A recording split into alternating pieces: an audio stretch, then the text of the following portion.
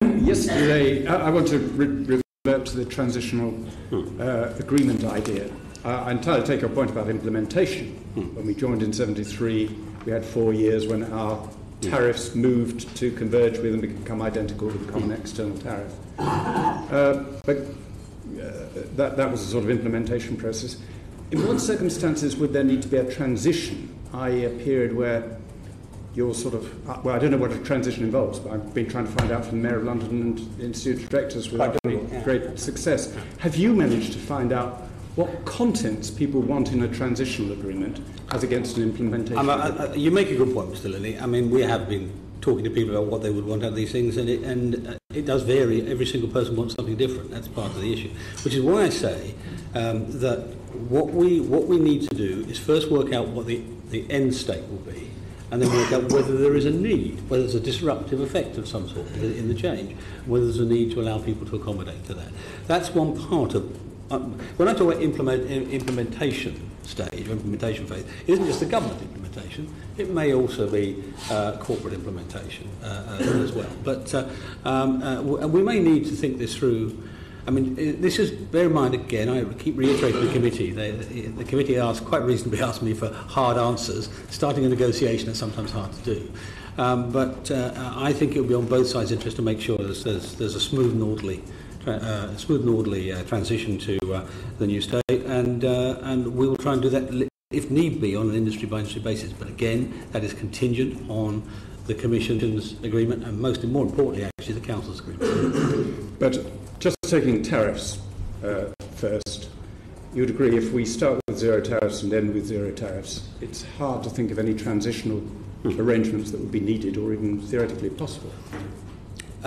Yes, there may be issues relating, let us say, to rules of origin. Yes. Right.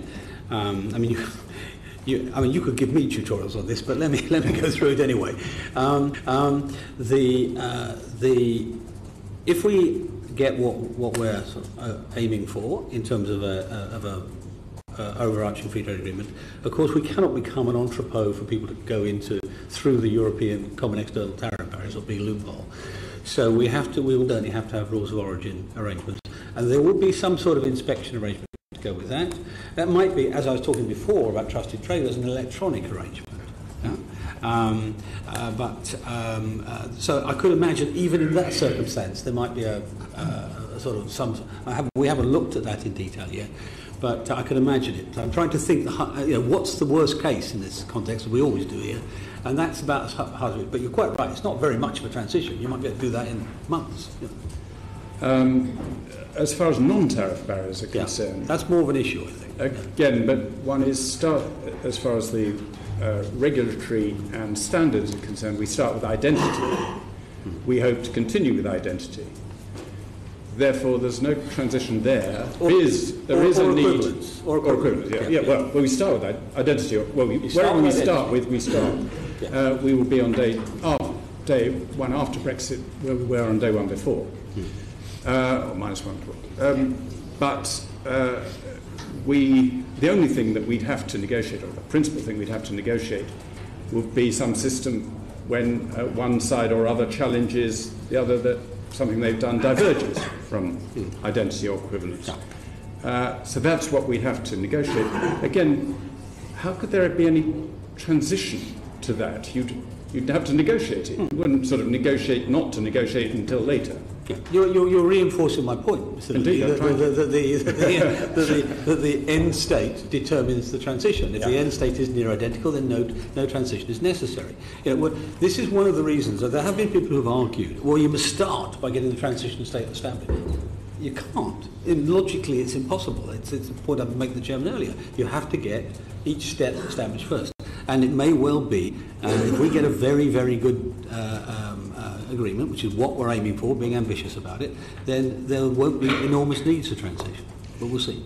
Yesterday we had the Mayor of London, who I have to say was both impressive, pragmatic and positive, except when it came to this transitional deal, and he couldn't tell us what he wanted in it.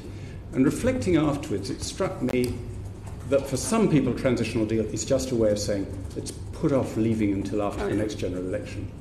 And for others, it's simply a kind of displacement mechanism.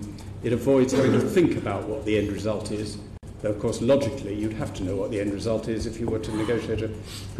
Have you got a similar impression that not everybody, but some people who are floating the idea of transitional... Can I start by saying, I don't know if the Mayor told you, I meet with him once a month to discuss these issues. I mean, the last one we had was on the issue of creative industries, this is all non-regulatory. It's all about country of origin status and so on. And generally speaking, from my point of view, the best answer in most cases, if not all cases, is to get something which does not require transition. Now, the area where, and I think actually now we're where we are. Now we're 9 months on from June 23rd.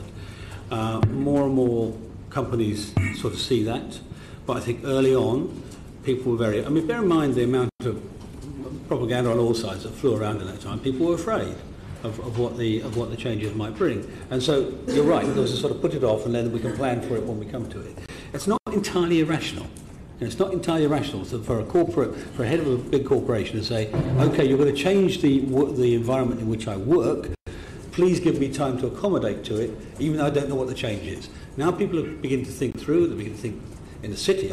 I know some of them thinking, "How can we manage for this either way?" Peugeot last week, the head of Peugeot was saying, well, actually, we can deal with what he called hard Brexit. You know, I hate that term, but we can deal with that, or no deal, and we can deal with the deal arrangement. His answer, remember, was setting up supply chains inside the United Kingdom. What's happening over time is people thinking through their responses, and as we do that, the arguments about transition become more rational, more factual, and narrower.